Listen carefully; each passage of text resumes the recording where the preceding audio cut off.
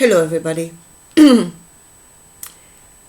is Sunday, the 2nd of March, and I want to talk about several things here, and that is really we need a foundation of knowledge, and the foundation of an intention, what it is we're actually doing with that knowledge. Because this has to be used in a targeted way.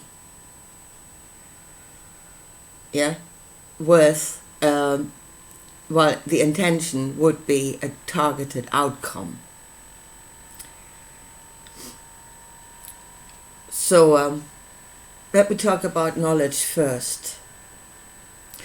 You know, everybody says, oh, there is so much knowledge. We are actually not on a solid foundation of knowledge. We're standing on a quagmire. We are standing on a very thick soup that is made out of part of knowledge that we've found, but again, the knowledge that we've found is fragmented in many cases, and I mean literally, physically fragmented. Pieces of parchments, bashed up clay tablets, pieces missing. So that is one thing. And then you have the translations of that knowledge, which in many cases is shoddy or deliberately deceitful. And then you get translations of the translations, which will further and further take you away from what it actually says. We've got interpretations of the meaning of the texts that again may lead in one direction or another. Interpretations of the interpretations. We have the whole thing wrapped up in imagination, fairy tales, superstition. And I said the whole thing is peppered with a good dose of deliberate deceit in many places. So no, we're not actually standing on knowledge. We're standing on a mess, complete mess. But it is said in the Bible that at the end of the age, which is where we're getting to now, God will separate the wheat from the tares. Yeah? And that is exactly what we must do, and that is we must do it. We must gain the understanding. We must do the works of separating the deceit, the wrong translations, the wrong interpretations, the fairy tales. We must separate all of that from what is the knowledge. And I would say there's more than one in this world. Yeah, knowledge that was gained that could help us to go into that future as a foundation. But that is the works we really must do. Now, create order out of what is at the moment absolute chaos. And at the moment, there are a lot of people adding to that chaos at the end of the age because they have found a way of receiving knowledge. And they're throwing everything into that pot that is a mess to start with. That's the next thing I want to talk about, and that is the use of drugs. Because I had a big debate in emails yesterday, you know, and I think I've been told, I've deleted the whole thing in the end, I mean, what the hell. But I think I was told, you know, the whole world should be on DMT. Yeah, that would help. And it's funny, you know, that those that advocate for the use of drugs are usually those that are users. Anyway, and I would question their motivation, you know. Are you looking for higher knowledge, or are you just looking for the next hit and the next high? Anyway, Right, the use of drugs in the whole process. To my mind, there's only one place. The process is made out of different parts. There's only one place where the drugs are actually used. And they're used to a specific purpose. And I'm not sure that I don't know if there's another way. It would be better if there was another way. Because the rest of it we're working within ourselves, and I don't know why we can not do this one step of expanded consciousness by ourselves without any outside thing catapulting us there.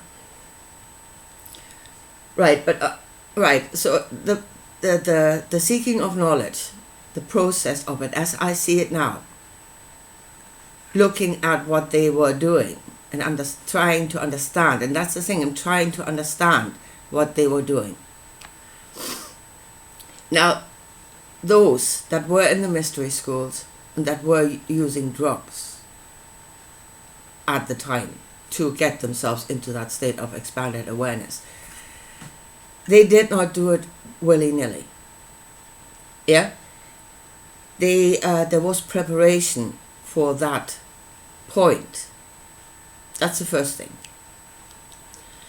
Now, as I can see it now, as the mystery schools, they were not looking at all. Yeah, we all were looking at all. No, they were not. Most mystery schools were looking at specific aspects of reality and seeking knowledge about those aspects. And here there is the restriction of knowledge to a certain aspect. And I said in the video before that they entered, let's say the pleroma, if you want to use that word, seeking a specific thing. Yeah, they did not go into the cosmic libraries and give me knowledge. Give me all.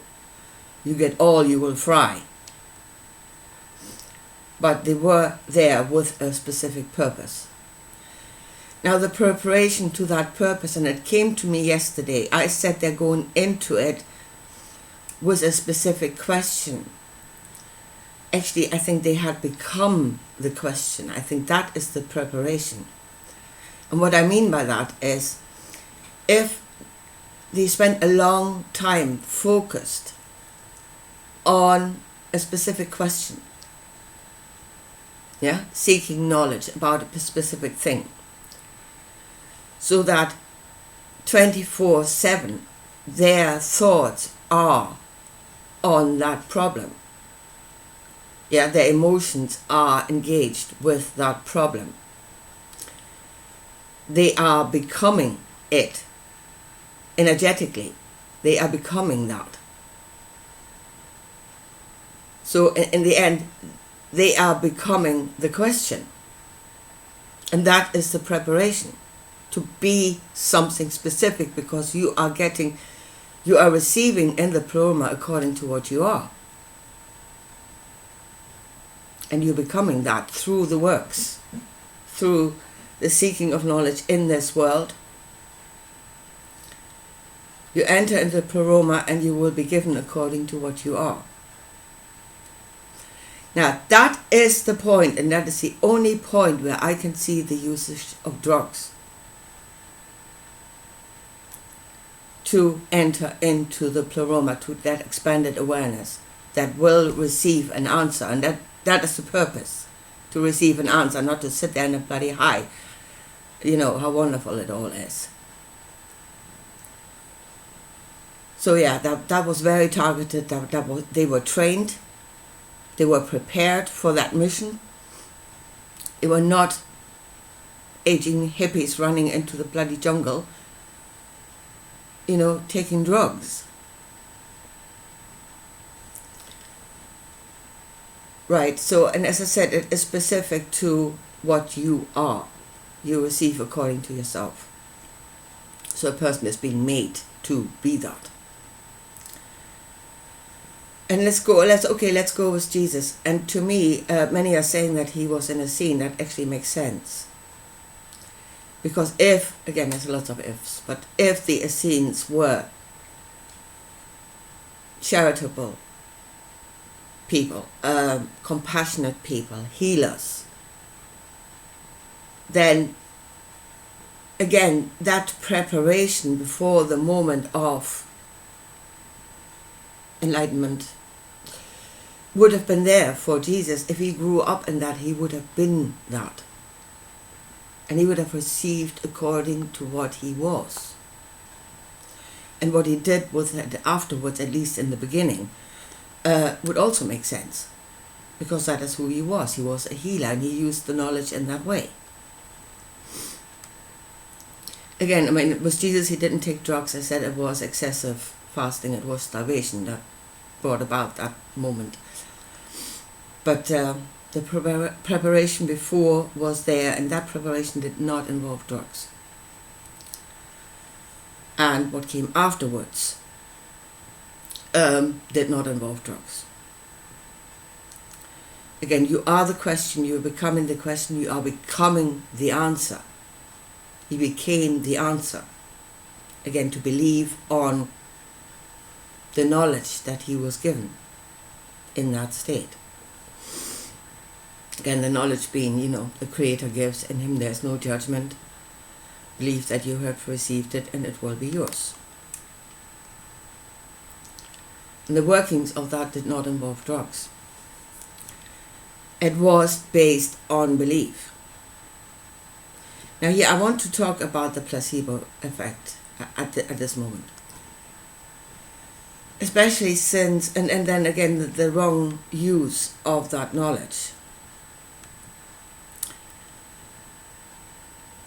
Because if you have, anybody has looked into the secret societies, which are the ones that are using or working ancient knowledge, and probably more than just this bit, in many secret societies, you will know that deceit is an acceptable tool to create an outcome. Many are up in arms, about the deceitfulness of the secret societies. But if you were a doctor to give that gives his patient a placebo, are you not lying to that patient? Are you not deceiving that patient? You are. I mean, you're doing it with a specific intention, with a good intention. And that is to say, you want to heal that person. Again, in the email exchange I had yesterday, I was niggered at, about all belief, that is not scientific. Well, that is exactly what we've been told for the last 2,000 years. None of this is scientific. It's hocus pocus. It does not exist. I mean, I think when we're saying we're going into the spiritual, we're actually trying to go to the point to prove that it does exist, that is how reality works. Anyway, back to the placebo. So you are lying to the person, and belief is actually absolutely essential at that moment. The belief of the patient is absolutely essential, because otherwise it would not work. It does work. It's been proven to work. But belief is essential. And then again, what is the patient actually believing on? Does he believe on the sugar pill? Or does he believe on the outcome? Believe that you have received it. And you see, if there is no belief on the side of the patient, the thing cannot work. And a patient may believe on the pill. That is to say, it believes that it is actually medicine. But he may still not believe that that medicine will cure him, and that is to say, to create that outcome. And if he doesn't believe that, it will not work, even if he believes that it is actually medicine. So, it is the same thing, believing on the outcome, believing that you have received it. But here comes, is the sugar pill a good way of doing it? if, again, and it was a commandment given with the knowledge, this should be known to all. This should be understood by all. Go and preach it in all of the lands. I mean, it started with, it was given only to the Jews, and then later on to the Gentiles. Well, I don't think Paul actually gave to the Gentiles what he should have given them, but it was, something was preached to the Gentiles anyway. So that this process, that this knowledge actually becomes a working reality for all. That was the commandment that was given. And that is not what happened. The knowledge was squirreled away and it is worked by some. And again, to create realities through, and here's the deceit worked in the wrong way, to create an outcome that would benefit them. That ideas, like the placebo sugar pill, this is real medicine. So people are being told something is real, this is the reality, this is the fact of where you're at now, and do this, that will take you to another outcome. Problem, reaction, solution. And I'm wondering, I mean, many are on the lowest level of those power structures, they do not believe. They're doing it because there's some profit in it for themselves. The little minions at the bottom. But I wonder if there are those at the very top that do believe and know that this will work. That we are creating futures on a very high level without knowing what it is we're doing. Right, just to wrap up, just for myself, as I said, for myself right now, I am not looking for more knowledge. I think we have knowledge coming out of our ears. We have knowledge we don't even know we have it. Yeah, that's what we need to become aware of, what it is we actually know. What knowledge was already in this world, has been in this world for a long time. Yeah, and how does it work? This is what we should be concentrating on. And as I said, for that process, drugs are absolutely unnecessary. What's happening at the moment is, as I said, people run into the jungle, they have experiences, they threw more garbage mostly into the pot of knowledge, which is absolute chaotic soup to start with, and none of this is helpful. Yet they're doing it because most of them are not in any way targeted in themselves. It is random what they're coming back with. Completely random. In a way, it's like putting a very undefined question into the Google search bar. And you will get back thousands of possibilities, possible answers. And many of them maybe not even pertaining to whatever it was you were trying to find out. Yeah, that's because your question wasn't precise. And that is what the mystery schools did. Their questions were precise when they entered into the search bar, so to speak. Again, people don't know what it is they're doing. They're not prepared. And they're coming back with something and spewing it out as cosmic truth and just throwing it in with the rest. It's all cosmic truth. Then we start fighting. Who has got the one truth? The one and only truth? The whole thing is lunacy. We are on the edge of insanity because of this. So we need to restrict the knowledge. Too much. We're frying. So I've become extremely aware, obviously, of one knowledge, which is the knowledge that Jesus brought, and I'm trying to work that. I say there might be other knowledges in this world once we have unwrapped it from the wrong translations, from the fairy tales, from the deceit, from everything else, and found the core that was the truth, the knowledge. And then it is up for people to try and work this, to make it a reality. That is where I'm at. Only one specific knowledge. I'm not looking at all. Like I've got problems with the one. You know? I have no intention of expanding this thing.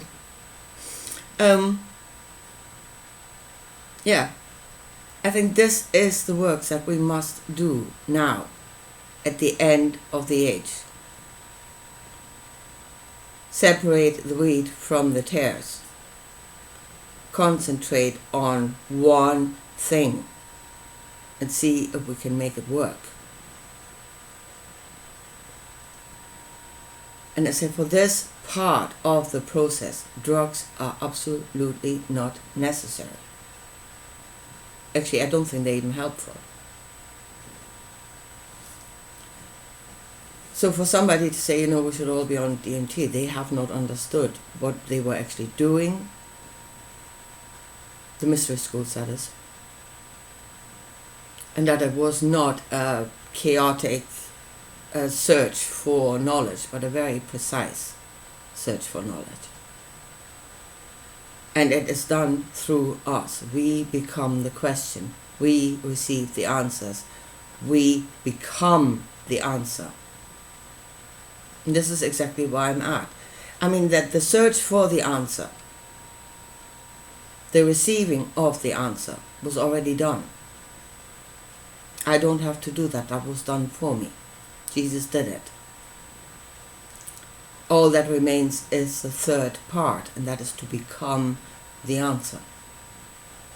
To be that. To be one with that knowledge that was given. Again, drugs are not necessary. So, and I said, I really think people should stop randomly searching for knowledge out there and throwing it all together into one big thing. Start with something that it should serve, and then find the knowledge according to that. Not, I am all, I'm going into all.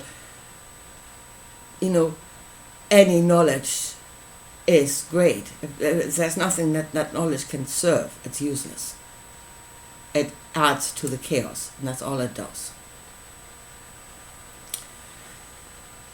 Right, okay folks, so this is where I'm at, and I want to get back to it. Trying to work this thing within myself. And I will talk to you again. And I'll see you then.